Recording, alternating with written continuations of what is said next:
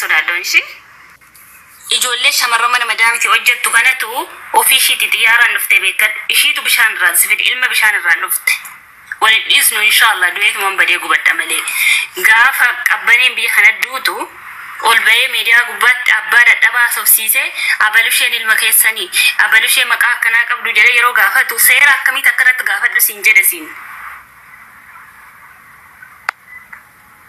hattuu Dubaay wal gurmeessite asii namni tokko yaa ate bakka takkatti walitti qabdee nyaattutu lubbuu namaa balleesse dhugaa namaa dhosse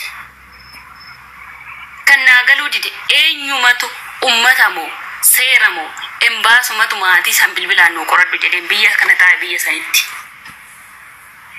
tokko gaaffii kiyya lammaffaa yeroo ijoolleen ol seentee gaaffii isa gaafattu ummata kana burjaajjesse naannarraa gadi bu'aa jedhee ijoollee arrabsee gad harcaasa isa ummata 3,000 gubbaa dhaabatee kan ummata burjaajjesse gaafa san mucattiin akkanatti duute jedhee waraqata qabna viidiyoo qabna maa olluun baasin wuxxeetii gaafas waraqata maa olluun baasin situ nama 3,000 burjaajjesse yeroo san malee ummata amma dubbachaa jiru kanaa miti kan nama burjaajjessaa jiru siifaa galu nutamma waraqata sanirra hin barbaannu waraqaan baay'ee miti arganne nama shakkiran deemaa himadhaa jechaa jira nuyi himachuu dadhabnee miti in agarta guyyaa gabaabaa keessa dhaatillee keessaa naftu sii kan gilgilchaa ture nama walitti qabee nama burjaajjessaa kan ture si haqa tokko kan dhosse sii jechuudha simiti bakka abdii bu'ee dubbachaa kan ture odoo waa beektu simiti paaspoortii mucattii addisii kennuu diddanii akka namtichi kafiilli shi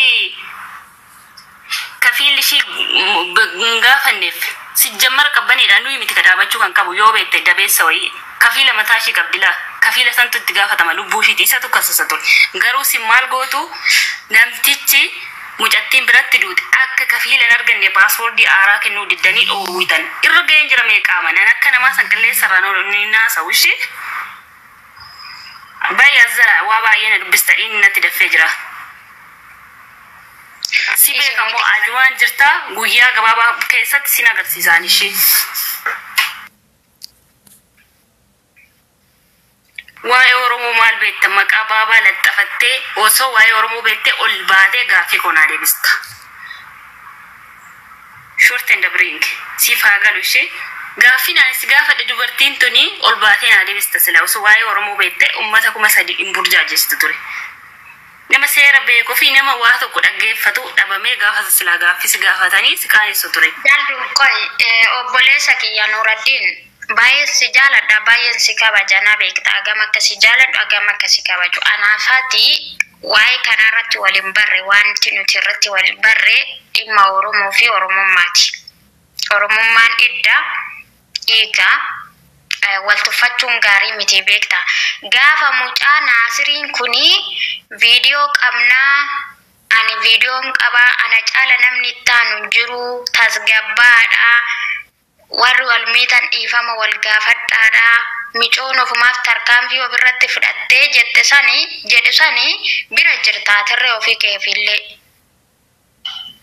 kootu ol seeniti jara kana waa miti haa dhufanii sheerii itti godhe yookaan mana keetuu nu bani mana keetuu hin dhufna sheerii itti godhe akkuma gaafas dubbatta sanitti piliis dubbadhaa gaafii keenya nu deebisa viidiyoon sun erga waraabamee hin baasi kenname hin baasi maaliif baatee taa'amaaf abbaa micayyootiin ergin moo intalli tun Oromoo miti Nuraddiin intalli tun diina Oromoo turte Nuraddiino maaliif callistan akkanumatti callifamee bira darbamuu qaba osoo maal dhugaan bakkam jirti osoo waa dabaafannee hin beekne akkanumatti ukkaamsineetuma bira darbuu qabna maal sin marartu atis obboleetti qabda haadha qabda ilmoo qabda ilmoo kootti nagaa hannan galchini naan jetteen akka kachaa turte obboleessa kiyya yookiin azalatti komantii naa barreesse amma tana cufee dhufee mana keetti hin dhufna ijoollee kana waa miti viidiyoo qaban san kan hin baasin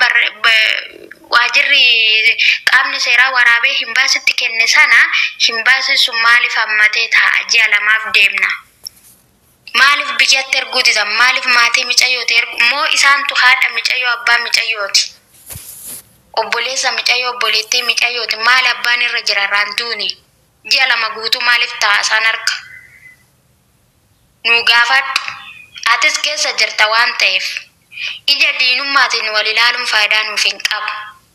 Gootota Oromummaaf manaa baane jedhanii ta'u boolla takkatti nama sagalii awwaallaman sana of keessatti yaadachaa haa deemnu.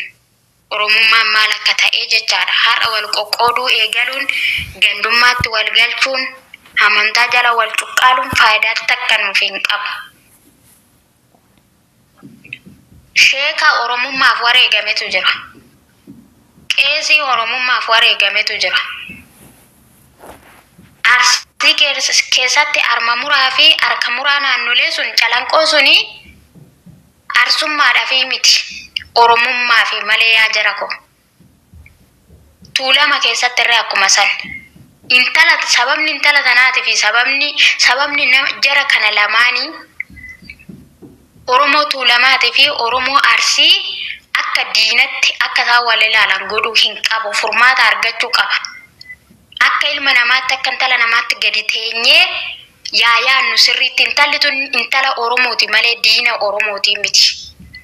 Akka intala Oromooti fi akka shamarran biyya Arabaa takkaatti dhugaan ishee ba'uu qaba. Harkaan ufajjeestee miti ergaa harkaan ufajjeeste maal rakkoo qabaree maaf sodaattame viidiyoo waraabame sun bar odoreeffin ergamii warraa ergamuu qabayyu wanti ittiin warri kun sammuu isaanii xiqqooshii jabeeffatan. Hamma maali odoo haadha kee taate akkam yuma garaan ciisaa ufajjeeste jedhaniituma garaan ciisaa. Uummata asirraa sammuun burjaaja'u kana hoo. Lakkoofsa maadaamii ishii nuu kennaa lakkoofsi nutti kennamu kan lakkoofsa ati naa kennite san malee lakkoofsa 4 oltu naa kenname kan maadaamii qabbanee jedhame kan shiitii miti. Irra geenye jira takka maaliif dhoksan silaa ofiif ofajjeeste micoon min chiggiraallo takka faareefuma sanuu as keessa wanti hunduu darbee jira amma taree hunduu kan nuti barbaannu Naasir afaan isaatiin ana caala itti naantanii anatu itti haanaa. Viidiyoo qabnaa, suura qabnaa, micoon harka isheetiin tarkaanfii ofirratti fudhattee tasgabbaa dhiifama wal gaafadhaadhaan nuun jedhe. Asnuubaa viidiyoo san baasate abbaadhaa ergaafi. Gaafa san abbaa TikTok irratti osoo hin taane miidiyaa argaa dhageetti qaburratti dhiyeeffannee mintala tiyya viidiyoo ishee argee jira harkaan of ajjeeste uummata koo. Waan nuun jedhe nuunaa jedhu abbaan intala tana. Kana barbaanna. Nama seera beeku hoo taate atu adaraa seeraa jechaa jirtaa miti anuu gooftaa koo adaraa seeraa jedheessi kadhadha. Adaraa iggi. Adaraa rabbiitti amantu. Nagaan ilmoo kootti nan galchin jettee naa kakatte akkuma sanitti koottutti fufiiti. Yookaan beellama nuu qabi mana kee banii jarri kun dhufanii viidiyoo san hin baasii viidiyoo san of harkaa qabutti bilbilanii aloo viidiyoo san abbaa qabbanee raggaasati ergaa jedhanii haanuu ergisiisan. Kana barbaada. Waan biraa maan barbaadu. Jaawwisaa hundi keessa. Sidii maaloon kadhatini maaliin viidiyoon waasa akka barbaannetti fudhachuu hin dandeenya. In kadhatini olgalee dubbatu yookaan azzalaa deemi jedhin dhiiga kiyyaan adda fayyaroon isaa argeesse. Waa biraa siin jedhanii qabbaneen guyyaa lamaan dura haadha ishee arguudhaaf dhiiga bo'aa turte. Namni himoodhaan wal qunnamsiisuu didee akkaataa ittiin haadha ishee argitu sagalee haadha arguudhaaf dhiiga bo'aa turte jechuudha. Carraan qabbanee argate sun warri dhugaa mucattii kana dhossitan sina argatu. Ana miti kan sina baaru rabbii asuman sagalee qabbanee kana guyyaa lamaan dura haadha ishee arguudhaaf bo'aa turte na dhaggeeffadhu ba'i carraa qabbanee ni argatta. Dubbatu bilbila viidiyoo himoo mucaa kanarraa fuudhee himoo isaan bilbilee viidiyoo sun agarsiisaa ana dandeessee hin dubbachuu waan jedhu. Ishi na agarsiise akkasumas Sumaraan ku barbaada akkasuma na agarsiise beekamsaas ta'ee jala kanaafuu kanaatti beekamtu bilbila ammoo ijoollee kakaatti ol ba'ee dhaalatiin mana fulleessa erga tuqqatamaa nama haysuu jiru ashaarratti booda keessan bilbila waan eegsitti haa fiidura addu'aa naafu lalqaa deemee buna ibsite dhiyeessisni beekuudha waan akka jedhamu uffata kan tokkosne mana hunda kan qulqulleessine amma gara mana qulqulleessaa seenee walbattuu ulfure chaartii irra jirti chaartii. Indagaamiti qabbaneen guyyaa lamaan dura jechuudha haadha ishii ijaan arguudhaaf jecha himuudhaan nama kadhattee karaa ittiin haadha ishii ijumaan arguu fi sagalee haadhaa dhageessu barbaadaa turte. Osoo isaan hin galaafatin guyyaa lamaan dura jechuudha. Namni sagalee kana dhaga'ee bakka jirutti ofii danagate du'uu danda'a jechuudha. Namtichi kun osoo kana beeku hundi isaanii wal gurmeessanii dhugaa mujatti dhossan. Warri dhugaa mujatti kanaa dhossitan carraan qabbanee ga'e kun sinaa ga'u. Waa biraa siniin jedhu. Anaa miti rabbiin kun sinitti haa murteessu. Dura oggaa ishiin ofii fafajjeeste jettanii haasaa turtan ta'aa laata jedhee shakkaa ture. Garuu ergan qaaman irra ga'ee argadhee rabbii tokkotti kenneentu jira haqa qabbanee jechuudha. Amma ofii kiyyaa baasuttis ni deemanniisu garuu hanga sanitti rabbiin tokko rabbiin kun nu jiraachisu kun rabbiidha siniif haa kennu. Qabbanee eedarrasaa chaans innante idrasaachuu. Qabbaneen guyyaa lamaan dura haadhati yaajumaaniin erga maaloo dhaqaa himoodhaa wallaa agarsiisa. Maaloo viidiyoo naa banaa jettee nama imoo qabu kadhachaa turte. Sini galee garuu guyyaa lamaan dura haadha ishee arguu dadhabdee haadha isheerraa adda baate. Osoo ittiin galin asumatti hafte jechuudha. Carraan ishii ga'e sinaa ga'u warri dhugaa qabbanee dhossitan. Dhageessan sagalee ishii kan amma banamisan. Waan hin dubbadhu tokko hin jiru. Garuu as jala deemtanii waan hin taane hin barreessinaa. Sinirra geenye sin argidee jirra. Mucattiin ofii fafajjeeste waraqanni bahee jira gaafa san xumurree amma maa dhufanii namni asirratti nama murjaajessu jedhee yeroo baay'ee dubbata. Yeroo ijoolleen gassii kortee dubbatte in buusaa in arrabsaa irratti cufaa. Isa dabeessi ilmaa nama 3,000 kan burjaajesse. Kimboontu mootii godhadhu. Inni jechuudha akka waan aangoo wayii qabu akka waan beekumsa wayii ittiin argachuuf fooloo isaati sassaabbachuu jedhee maatii dadhabaa irra deebi'een dubbadha jechuudha. Abalusheedhaati ilmi keeti kana abalushee qabdaa jedhee haasa'aa ture.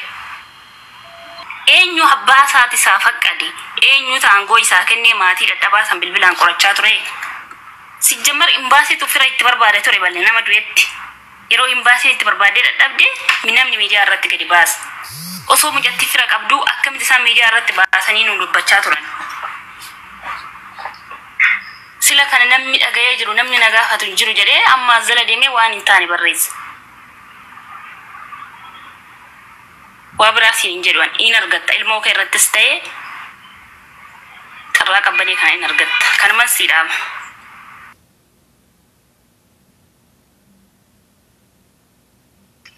Itti aansee mootuu mucayyoo qarshii 25,000 tikeetti simurree roobii galgala barartaa jedhaniiti kan mana maadaamiti baasan. 25,000 miti 5,000 namni tikeetti mucayyoodhaan mure hin jiru. Siistamarra tikeenni muramuudha yaallameeyyuu hin jiru. Ishiin garuu tikeetti 25,000 naa murame biyyan galaa jettee namatti himaa turte. Biyya galeetiniin buukii banadhaa buukii sanirratti qarshii 13,500 moominatti kenne akka naa galchitu anis itti mi'aatis naa yaadachiisii jechaa turte. Tikeetti dhumti simmicayyoo tanaa murtanii too akka ishiin biyya galtee haadha ishii ilaaltu guyyaa roobii sana akka ishiin galgala sana barartu koottu na geggeessirree jettee nama waamaa turte. Tikeetti sunoo eessa? Maaltu fide kana hunda wal kijibuu? Maaliif sobdu? Daa qabdu?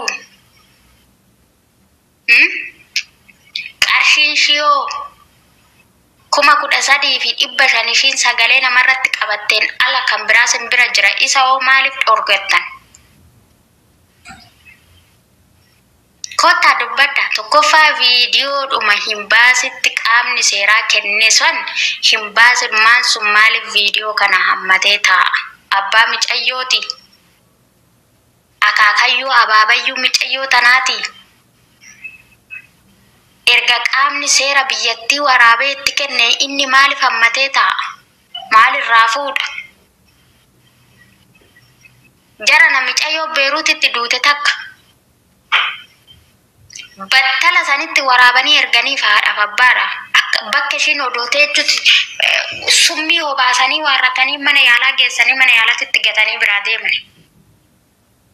Doktoroonni mana yaalaa san keessaatti siqanii olaalanuu micayyoon duutee jirti. Bakkuma ishiin teessisanitti qaamni seeraa dhaqee viidiyoo waraaba. Ani simmoo kompiitara wayinna didee malee ol jedhee si biraa bahuufidha. Dhugaadhi. Rabbi. Maadammoo kun ijoollee. Kanaafi mee haasaa burjaaji silaa haasaa baatanii amma gara sirrichaatti adeemnu viidiyoodhuma sana abbaa micayyooti hergisiisati abbaan micayyoo sun haa ilaalu. Hin barbaanna. Warri yaada qabdan itti fufaa.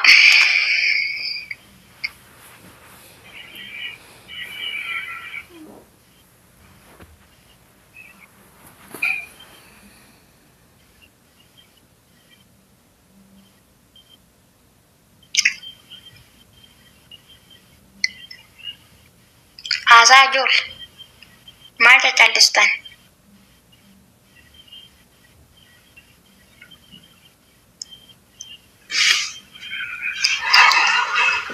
Simboontu akkam ooltan?